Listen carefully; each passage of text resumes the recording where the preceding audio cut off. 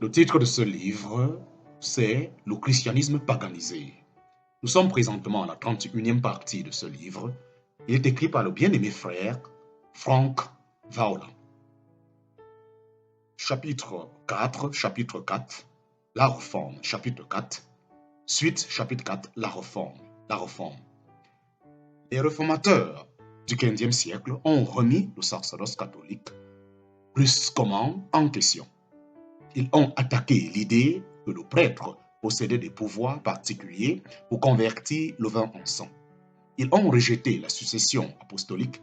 Ils ont encouragé le clergé à se marier. Ils ont mis à jour la liturgie pour donner à l'assemblée plus de participation. Ils ont également supprimé l'office de l'évêque et ont réduit le prêtre à un ancien.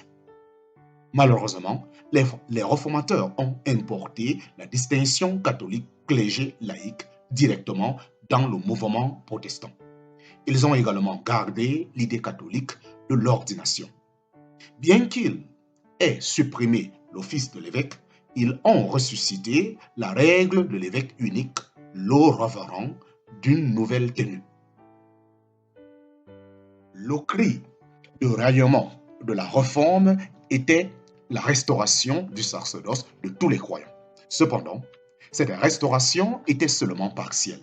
Luther, en parenthèse, 1483-1546, Calvin, en parenthèse, 1509-1564, et Zwingli, en parenthèse, 1484-1531, affirmaient le sacerdoce du croyant en ce qui concernait sa relation individuelle avec Dieu. Ils ont correctement enseigné que chaque chrétien avait l'accès direct à Dieu sans le besoin d'un médiateur humain. C'était une restauration merveilleuse mais partielle. Ce que les réformateurs n'ont pas fait était de récupérer la dimension corporative du sacerdoce des croyants. Ils ont reconstitué la doctrine du sacerdoce des croyants seulement en tant que relation au salut. Mais ils ne l'ont pas reconstitué ecclésiologiquement en rapport avec l'Église. En d'autres termes, les réformateurs ont seulement rétabli le sacerdoce du croyant, en parenthèse singulier. Ils nous ont rappelé que chaque chrétien avait un accès individuel et immédiat à Dieu. Aussi merveilleux que cela puisse être, ils n'ont pas récupéré le sacerdoce de tous les croyants, en parenthèse pluriel collectif. C'est la vérité bénie que chaque chrétien fait partie d'une communauté qui partage la parole de Dieu ensemble. En parenthèse, ce sont là les anabaptistes qui ont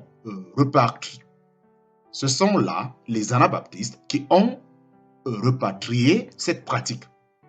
Regrettablement, ce rétablissement était l'une des raisons pour lesquelles les épées protestants et catholiques étaient rouges du sang anabaptiste. Tandis que les réformateurs s'opposaient au pape et à sa liturgie religieuse, ils se tenaient toujours la vue étroite du ministère qu'ils avaient hérité. Ils croyaient que le ministère était une institution réservée pour le peu qui sont appelés et ordonnés. Les réformateurs soutenaient toujours ainsi la disparité clergé-laïque. Seulement, dans leur rhétorique, ils déclarent que tous les croyants étaient des prêtres et des ministres. Dans leur pratique, ils l'ont nié. Ainsi, après que la poussière de la réforme se soit dégagée, nous sommes revenus à ce que les catholiques nous avaient légué, le sacerdoce sélectif. Luther tenait à l'idée que ceux qui prêchaient devaient nécessairement être particulièrement formés. Comme les catholiques, les réformateurs soutenaient que seulement le ministre ordonné pouvait prêcher, baptiser et diriger le repas du Seigneur. En conséquence, l'ordination a donné au ministère une aura spéciale de faveur divine qui ne pouvait remettre en cause. Tragiquement, Luther et les autres réformateurs ont violemment dénoncé les anabaptistes pour la pratique du ministère de chaque membre dans l'Église.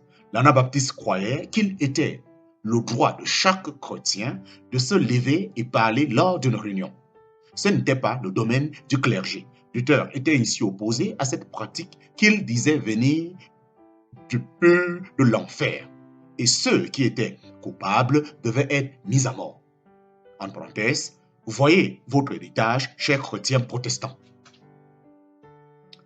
En bref, les réformateurs ont maintenu l'idée que l'ordination était la clé de la puissance dans l'Église. C'était le devoir du ministre ordonné de donner la révélation de Dieu à son peuple. Et il était payé pour ce rôle. Comme la prière catholique, le ministre réformé était considéré par l'Église comme l'homme de Dieu. Le médiateur payé entre Dieu et son peuple, pas un médiateur pour pardonner les péchés, mais un médiateur pour communiquer la volonté divine. Ainsi, dans le protestantisme, un ancien problème a pris une nouvelle forme. Le jargon a changé, mais le poison est resté. Du prêtre au pasteur, du prêtre au pasteur. Jean Calvin n'aimait pas le terme prêtre pour se référer à des ministres. Il préférait le terme pasteur. Dans l'esprit de Calvin, pasteur était le terme le plus élevé pour désigner le ministère. Il l'aimait parce que la Bible s'est rapportée à Jésus-Christ. Parce que la Bible s'est rapportée à Jésus-Christ comme le grand berger des brebis. En parenthèse, Hébreux chapitre 13, verset 20. Ironiquement, Calvin a cru qu'il reconstituait l'évêque du Nouveau Testament, en parenthèse, épiscopos, en la personne du pasteur. Luther non plus n'aimait pas le terme prêtre pour définir les nouveaux ministres protestants.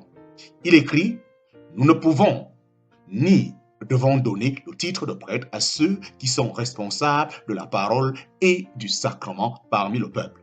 La raison pour laquelle il est appelé prêtre est la coutume des peuples païens ou coutume vestige de la nation juive. Le résultat est nuisible à l'Église. Ainsi, il a aussi adopté le terme prédicateur, ministre et pasteur pour se référer à ce nouvel office. Et Martin Bucer, en parenthèse 1491-1551, ont également favorisé le terme pasteur. Ils ont écrit des traités populaires là-dessus. En conséquence, le terme commença à imprégner les églises de la Réforme. Cependant, étant donné leur obsession pour la prédication, le terme préféré des réformateurs pour le ministre était prédicateur. C'était aussi que les gens du commun les appelaient généralement. Ce n'est pas avant le XVIIIe siècle que le terme pasteur a hérité de l'utilisation commune, éclipsant prédicateur et ministre. Cette influence est venue du piétiste luthérien. Depuis lors, le terme s'est répandu dans le christianisme traditionnel. Néanmoins, les réformateurs ont élevé le pasteur pour en faire le chef et la tête de l'Église. Selon Calvin, l'office pastoral est nécessaire pour préserver l'Église sur terre d'une plus grande manière que le soleil, la nourriture et la boisson sont nécessaires pour nourrir et soutenir la vie actuelle. Les réformateurs croyaient que le pasteur possédait la puissance et l'autorité divine. Il ne parle pas en son propre nom, mais au nom de Dieu. Calvin a renforcé la supériorité du pasteur en considérant les actions de mépris ou de ridicule envers le ministre en tant qu'offense publique sérieuse. Ce n'est pas du tout surprenant quand vous réalisez de quel modèle Calvin s'est servi pour le ministre. Il n'a pas considéré l'Église de l'âge apostolique.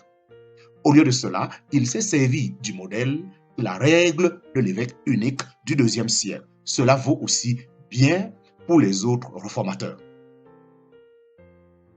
L'ironique ici est que Jean Calvin reprocha à l'Église catholique d'avoir établi ses pratiques sur des inventions humaines plutôt que sur la Bible.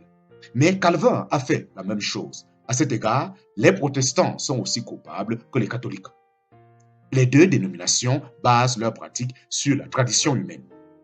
Calvin enseignait que La prédication de la parole de Dieu et l'administration appropriée des sacrements sont les signes d'une vraie Église. Dans sa pensée, la prédication, le baptême et l'Eucharistie devraient être célébrés par le pasteur et non par l'Assemblée. Pour tous les réformateurs, la fonction primaire d'un ministre est la prêche. Comme Calvin, Luther a également fait du pasteur un office séparé et exalté. Tandis qu'il arguait que les clés du royaume appartenaient à tous les croyants, Luther a confiné leur utilisation à ceux qui tenaient des offices dans l'Église. Nous sommes tous prêtres, avait dit Luther, autant que nous sommes des chrétiens, mais ceux que nous appelons prêtres sont des ministres choisis parmi nous pour agir en notre nom, et leur sacerdoce est notre ministère. Malheureusement, Luther a cru que tous sont dans le sacerdoce, mais pas tous peuvent exercer le sacerdoce.